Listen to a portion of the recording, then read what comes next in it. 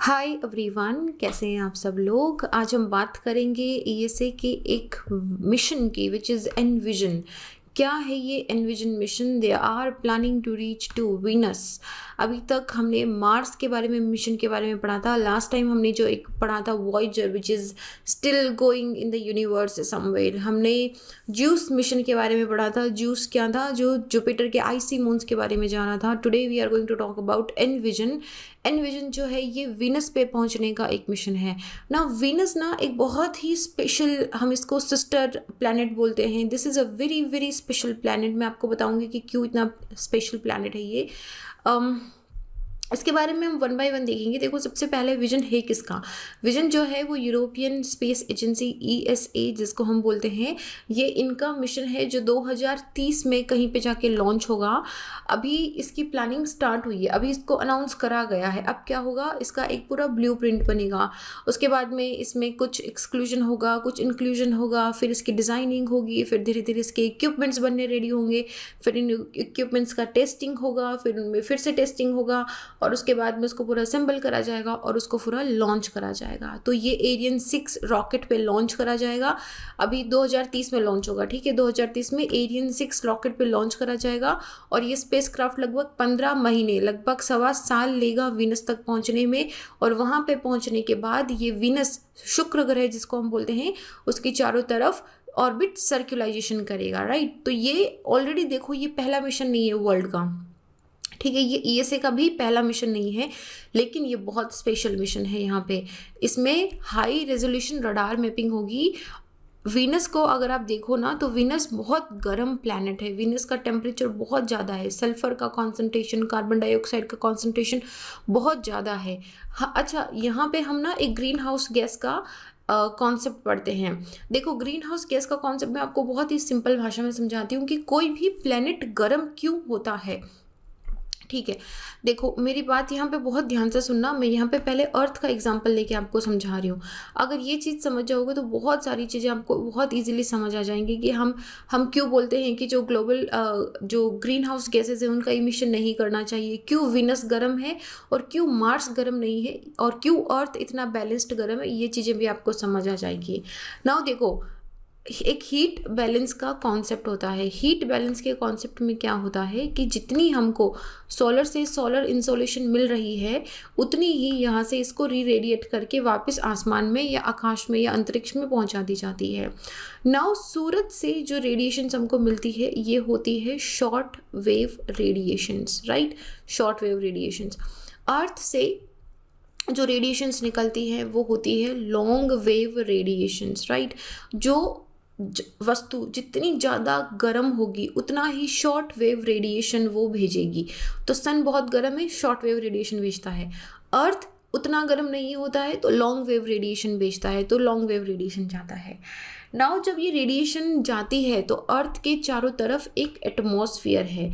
इस एटमॉस्फेयर में डिफरेंट तरह की गैसेस हैं, डिफरेंट तरह की गैसेस डिफरेंट तरीके से रिएक्ट करती हैं। नाउ जब शॉर्ट वेव रेडिएशन, सूरज से आने वाली किरणें जब हमारे एटमॉस्फेयर से होके, वातावरण से होके ज़मीन की सतह तक पहुंचती है, तब ये काफ़ी सारी जगह पे स्कैटर होती है, रिफ्लेक्शन होता है, रिफ्रैक्शन होता है, काफ़ी सारी चीज़ें होती है इनमें। और जब अर्थ की लॉन्ग वेव रेडिएशन भी वापस अंतरिक्ष की तरफ जाती है तब भी सेम स्कैटरिंग होगी, रिफ्लेक्शन होगा, रिफ्रैक्शन होगा, अब्जॉर्प्शन होगा। तो ये अब्जॉर्प्शन जो है ना, ये पॉइंट ऑफ कंसर्न है। पॉइंट ऑफ कंसर्न नहीं बोल सकते, this is very important for us. Now ये चीज़ समझ आ गई। अब देखो, जब अर्थ में ये लॉन्ग वेव रेडिएशन से बाहर जा रही है ना, तो कुछ पार्टिकल्स होते हैं जिनको हम ग्रीन हाउस गैसेस बोलते हैं। उनमें से जैसे कि CO2 एक पार्टिकल है। ये CO2 का पार्टिकल क्या करता है, ये शॉर्ट वेव रेडिएशन जो सूरज से आने वाली है ना उसको छेड़ता ही नहीं है, उसको एकदम ट्रांसपेरेंटली निकलने देखता है। वो बोलता है कि अरे तुम बहुत गर्म हो, तुम जाओ यहाँ से, मेरे को तुमको बात नहीं करनी है। लेकिन जो अर्थ से निकलने वाली रेडिएशन होती है, CO2 उसको एब्जॉर्व करके रोक लेता है। बोलता है अरे तुम तो धरती से आ रहे हो, कुछ अच्छी इन्फॉर्मेशन ला रहे होगे, चलो तुमको एब्जॉर्व कर लेते हैं। तो ये जो लॉन्ग वेव रेडिएशन यहाँ से जा रही है, CO2 उसको एब्जॉर्व करके अपने पास रख लेता है। तो ये जब एब्जॉर्व कर लेगा तो CO2 का टेम्परेचर बढ़ जाएगा, राइट। धीरे धीरे क्या होगा कि अर्थ का टेम्परेचर बढ़ना स्टार्ट हो जाएगा। तो जब तक एक सही मात्रा में CO2 या ग्लोबल ग्रीन हाउस गैसेस का कॉन्सेंट्रेशन रहता है, हमारा वातावरण गर्म रहता है। अगर ये गैसेस नहीं होती तो जितनी रेडिएशन हमको मिलती, उतनी रेडिएशन अगर हम स्ट्रेट फॉरवर्डली अंतरिक्ष में वापस भेज देते रिफ्लेक्शन करके, तो हमारी धरती गर्म नहीं रहती, हमारे लिए थोड़ा तापमान ना बहुत ही बैलेंस रहता, मतलब हमारे लिए सर्वाइव करना पॉसिबल नहीं हो पाता। तो ये CO2 गैसेस हमारे सर्वाइवल की पॉसिबिलिटी की एक वजह भी है, क्योंकि ये हमारे वातावरण को उतना गर्म रखती है जितना हमें बर्दाश्त कर सके और जितना हमारे सर्वाइवल के लिए इम्पॉर्टेंट है। तो अभी अगर इन ग्रीन हाउस गैसेस का कॉन्सेंट्रेशन बढ़ने लग जाएगा तो क्या होगा, ज़्यादा एब्जॉर्प्शन होगा। जितनी भी लॉन्ग वेव रेडिएशन यहाँ से जाएगी, इन सब को ये CO2 ग्रीन हाउस गैसेस के जो पार्टिकल्स हैं वो रोकेंगे, बोलेंगे अच्छा धरती से आ रहे हो, बताओ क्या इन्फॉर्मेशन लेके आए हो, ठीक है, एब्जॉर्ब कर लेंगे उनको। तो इसलिए हम बोलते हैं कि ग्रीन हाउस गैसेस का हमको इमिशन रोकना है, क्योंकि इमिशन रुकेगा तभी तो वातावरण में कॉन्सेंट्रेशन कम होगा। अभी भी जो गैसेस हैं वो लगभग 150 सालों तक रहेंगी। तो ये मैंने क्या बता दिया, ये मैंने अर्थ का बताया है। अब वीनस में देखो, वीनस क्यों इतना गर्म है, क्योंकि वीनस के अंदर इन्हीं ग्रीन हाउस गैसेस का वो सल्फर, कार्बन, इन सारे के ऑक्साइड्स हैं वहाँ पे, और वो सारे ऑक्साइड्स एक बहुत ही थिक एटमॉस्फेयर बना के रखते हैं। तो उसकी वजह से क्या होता है, वीनस के अंदर होता है वोल्केनिक इरप्शन, बहुत ज़्यादा वोल्केनिक इरप्शन से सूर्य से पहुँचने वाली किरणें ये सारी इसके एटमॉस्फेयर में ट्रैप हो जाती है। मतलब एक बार अगर सोलर इंसोलेशन यहाँ चला गया तो उसका बाहर निकलने का परसेंटेज जो है वो 10 to 20% ही रहता है, बाकी सारी यहाँ पे ट्रैप हो जाती है। और ये इसीलिए यहाँ पे वीनस जो है वो एक्सेसिवली गर्म रहता है। आई नो बहुत ही सिंपल कॉन्सेप्ट था, but it is very important for you understand कि वीनस इतना गर्म क्यों है, why it is similar to earth but not similar to the earth. तो ये क्या करेगा, ये हाई रेजोल्यूशन रडार मैपिंग होगा, क्योंकि यहाँ पे बहुत थिक गैसेस के क्लाउड बने हुए हैं। तो उन थिक गैसेस के क्लाउड को पेनिट्रेट करके नीचे की सरफेस पे देखना, एटमॉस्फेयर की स्टडी करना। इनविजन जो है ये साइंटिस्ट को एक रिलेशनशिप बताएगा कि एटमॉस्फेयर और जियोलॉजिकल एक्टिविटी का क्या रिलेशनशिप है। वीनस को अगर आप देखोगे तो वीनस और अर्थ ने दो डिफरेंट एवोल्यूशनरी पाथ लिए हैं। Formation of solar system almost same he time पे हुआ है। वीनस और अर्थ जो है, इन दोनों के साइज़ के अंदर भी ज़्यादा डिफरेंस नहीं है। दोनों सूरज के ऑलमोस्ट पास में है, मतलब लाइक ऑलमोस्ट इक्वी डिस्टेंस पे। इक्वी डिस्टेंस नहीं बोल रही मैं, मेरे कहने का मतलब है कि इतना दूर नहीं है कि ठंडा रहे और इतना पास नहीं है कि बहुत गर्म रहे। तो क्या डिफरेंस रहा है जियोलॉजिकल एक्टिविटीज़ इन एटमॉस्फेयर के अंदर। स्पेसक्राफ्ट जो है वो एक रेंज ऑफ इंस्ट्रूमेंट्स यहाँ पे कैरी करेगा, जिसमें प्लैनेट के एटमॉस्फेयर और उसके सरफेस की स्टडी करी जाएगी। जो माइनर ट्रेस केसेस होती हैं एटमॉस्फेयर के अंदर, जैसे कि CO2 हो गया है, CO हो गया है, इन सब के बारे में स्टडी करेगा। इसके नीचे ज़मीन पे सरफेस पे क्या कॉम्पोजिशन है उसकी स्टडी करेगा, और नासा को भी हेल्प प्रोवाइड करेगा ये इमेज इन सरफेस लेके आएगा। तो इसके अंदर क्या है कि देखो ओवरऑल ये क्या स्टडी करेगा। जैसे हमने जूस मिशन के बारे में पढ़ा था, तो हमने जूस के अंदर भी यही पढ़ा था कि वो क्या करेगा कि उनके एटमॉस्फेयर की, उनके सरफेस की, उनके मैग्नेटिक फीचर की, इन सब की स्टडी करेगा। तो यहाँ पे ये एनविजन भी इसकी सरफेस कैसे चेंज हो रही है, जियोमॉर्फोलॉजी क्या है, टोपोग्राफी क्या है, सब सरफेस में क्या इसका मिलता है, इसका थर्मल इमिशन कितना हो रहा है, इसमें SO2 पानी कितना है, DH जिसको हैवी वाटर बोलते हैं हम, हैवी वाटर रेशियो कितना है, कितना इसका ग्रेविटी है, कितना इसका स्पिन रेट, कितना इसका स्पिन एक्सिस है। जैसे अर्थ है वो एक्सिस से 23.5 डिग्री झुका हुआ है और एक रेट पे अपने एक्सिस पे रिवॉल्व करता है। तो ये सारी चीज़ें क्या है, इन सब के बारे में देखेगा। स्पेसिफिक स्टडी भी होगी कि अभी करंट जियोलॉजिकल क्या एक्टिविटी चल रही है, कितना अर्थक्वेक है, कितना वोल्केनिक इरप्शन हो रहा है वहाँ पे, क्या प्लेट टेक्टोनिक मूव हो रहा है। और साथ ही में देखिएगा कि सीक्वेंस ऑफ जियोलॉजिकल इवेंट, जैसे आप भी यहाँ पे भी देखो, जैसे कोई रिवर निकल रही है, मैं आपको इरोजनल साइकिल ऑफ इरोजन के बारे में भी अगर बताऊँ तो सबसे पहले क्या, ऊपर पहाड़ों पे हमको valley, I valley, V valley, ये सारी वैलीज दिखाई देती है, गॉर्जेस दिखाई देते हैं, वाटरफॉल्स दिखाई देते हैं, तो फिर हमको फ्लड प्लेन्स दिखाई देते हैं, फिर हमको डेल्टा दिखाई देता है। तो ये सारा क्या है कि एक सीक्वेंस में है। तो क्या यहाँ पे भी सीक्वेंस है। एंड ऑल्सो क्या विनस में ओशियंस हैं, और ओशियंस है तो क्या इट इज़ इधर हॉस्पिटेबल फॉर लाइफ और नॉट। तो ये सारी चीज़ें की स्टडी करी जाएगी वहाँ पे। तो this is not the only mission जो अभी अनाउंस करा गया है। नासा ने भी 2 मिशन अनाउंस करे हैं, da Vinci and वेरिटस। Da Vinci and वेरिटस जो है ये भी एक पोटेंशियल साइंटिफिक वैल्यू रखते हैं, इनमें भी अभी बहुत डेवलपमेंट होगा। नासा ने बोला है कि लगभग $500 मिलियन इन दोनों मिशंस के अंदर अलॉट करा जाएगा 2028 से 2030। देखो ऑलमोस्ट सेम टाइम पे विनस के मिशन जो है लॉन्च हो रहे हैं यहाँ पे। अच्छा, ये ऑलरेडी मैंने आपको बताया था कि ये यूरोपियन स्पेस एजेंसी का पहला वीनस का मिशन नहीं है, इससे पहले भी एक मिशन भेजा जा चुका है जिसको बोलते हैं वीनस एक्सप्रेस। वीनस एक्सप्रेस 2005 से 2014 तक वर्किंग था। यहाँ पे इसने काफ़ी अच्छी इन्फॉर्मेशन दी थी एटमॉस्फेरिक रिसर्च करके। प्लेनेट के सरफेस पे जो वॉल्केनिक हॉटस्पॉट्स हैं, जैसे कि हमारा हवाई का यहाँ पे है, इस तरीके से काफ़ी सारी इन्फॉर्मेशन इन्होंने दी थी। इसके अलावा जापान का अकातिसुकी स्पेस क्राफ्ट है जो 2015 से वहाँ के एटमॉस्फेयर की स्टडी कर रहा है।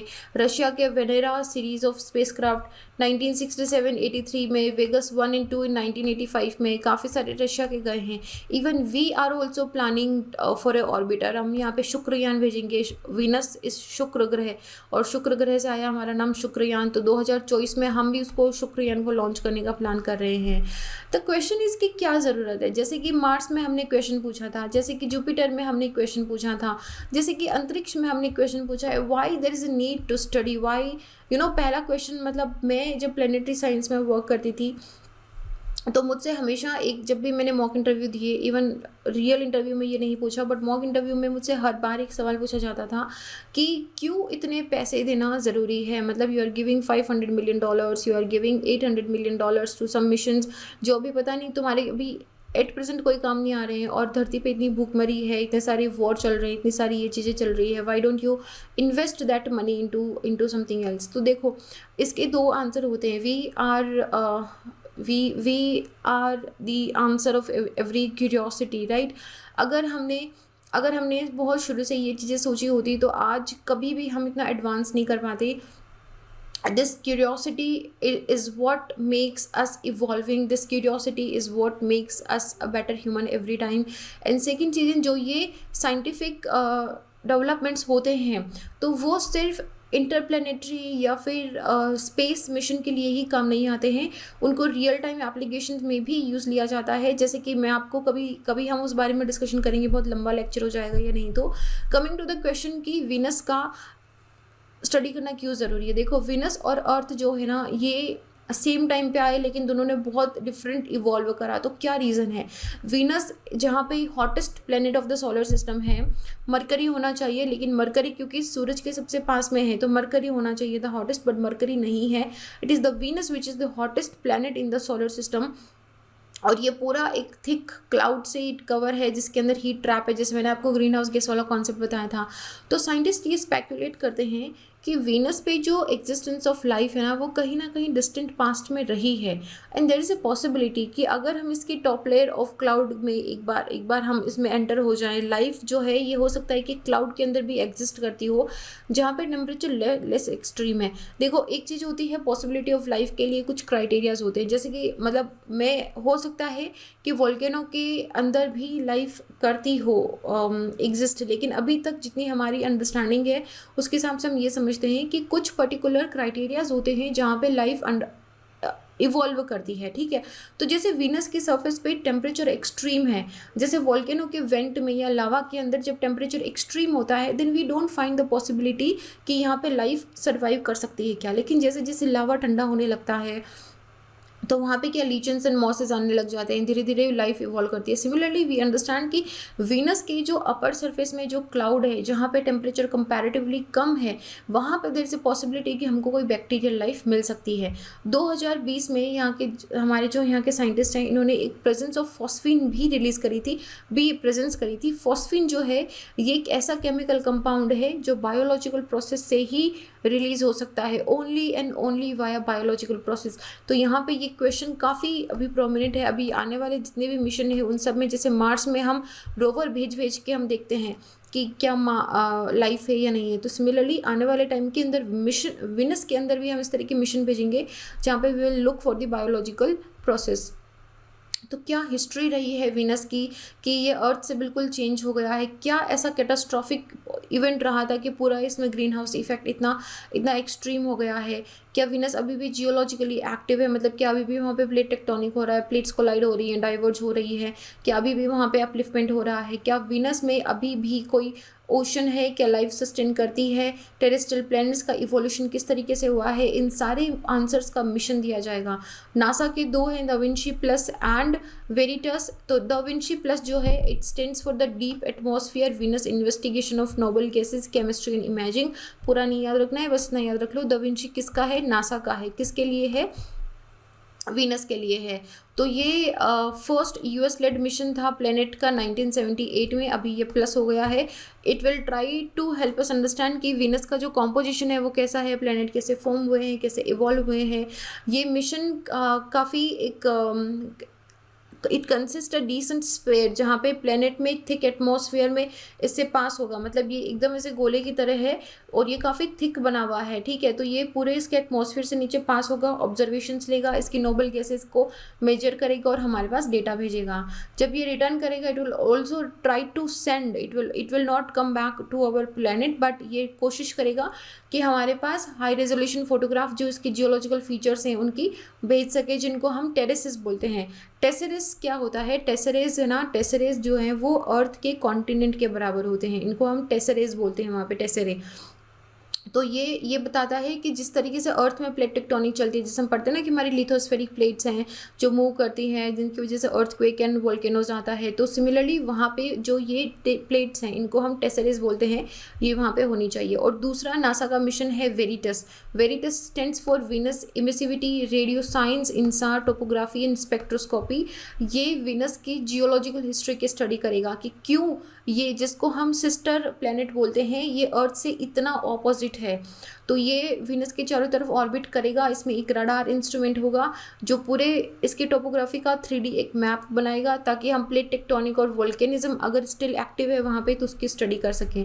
दिस विल ऑल्सो हेल्प कि वीनस की सरफेस पे जो इमिशन हो रहा है, गैसेस का इमिशन हो रहा है, उनको स्टडी करेगा। ऑल्सो वीनस की सरफेस पे किस तरह की रॉक अवेलेबल है, जिसके बारे में अभी तक हमको कोई आइडिया नहीं है कि वीनस पे किस तरह की रॉक है, क्या कॉम्पोजिशन है, we know nothing about it. तो इसके बारे में भी स्टडी करेगा। इट विल ऑल्सो डिटरमाइन कि जैसे एक्टिव वोल्केनोज हैं तो वो क्या करते हैं, they release water vapour into the atmosphere. तो कितना वाटर वेपर रिलीज हो रहा है, क्या वो हैवी वाटर है, क्या हमारी अर्थ के बराबर का वाटर है, इन सारी चीज़ों के बारे में स्टडी करेगा। Now coming to a very interesting question, have we ever visited Venus? No. Have we ever visited Mars? No. Have we ever visited moon? Yes, but that also decade ago. तो अभी तक हमने Venus को कभी visit नहीं करा है, क्योंकि उसका प्लेनेट का एनवायरनमेंट बहुत हार्श है। Elon Musk, NASA, they all are trying to send human to the Mars, लेकिन अभी तक वीनस पे इंसान को भेजने की बातचीत मैंने कभी सुनी नहीं है, क्योंकि वहाँ पे अभी तक जाना इतना फीजिबल नहीं है, क्योंकि उसका टेम्परेचर इतना ज़्यादा है, इतना ज़्यादा टेम्परेचर है कि जो इलेक्ट्रॉनिक्स ऑफ स्पेस क्राफ्ट होते हैं ना वो मेल्ट होना स्टार्ट हो जाएंगे, ज़्यादा टाइम तक सस्टेन नहीं कर पाते हैं। तो अभी किसी भी पर्सन के लिए हमारे पास इतनी टेक नहीं है कि हम किसी को इस तरह के एक स्पेस क्राफ्ट में भेज सकें जो वहाँ के टेम्परेचर में मेल्ट नहीं होगा, वहाँ के टेम्परेचर में सस्टेन कर जाएगा। सो फॉर टिल नाउ इसीलिए हम वीनस में ह्यूमन को भेजने की बात नहीं कर रहे हैं अभी, only we are sending the missions and the probes only. That was about the EnVision mission. मैं अपने बारे में बता दूं, मेरा नाम संतोष है। अगर आप मुझसे जुड़ना चाहते हैं तो little_simple_बुद्धा पे सर्च करके जुड़ सकते हैं। इस वीडियो का PDF भी आपको टेलीग्राम से मिल जाएगा फॉर श्योर, आप यहाँ से डाउनलोड कर सकते हैं। अपना ध्यान रखिए, take care of your mental health, your physical health. If you are not feeling fine, take a day break, कुछ अच्छा सा देखिए, watch a movie. Few of you have recommended me very awesome movies, thank you so much, and I am still in the progress of recovery, and thanks a lot. I will see you guys in the next. जय हिंद।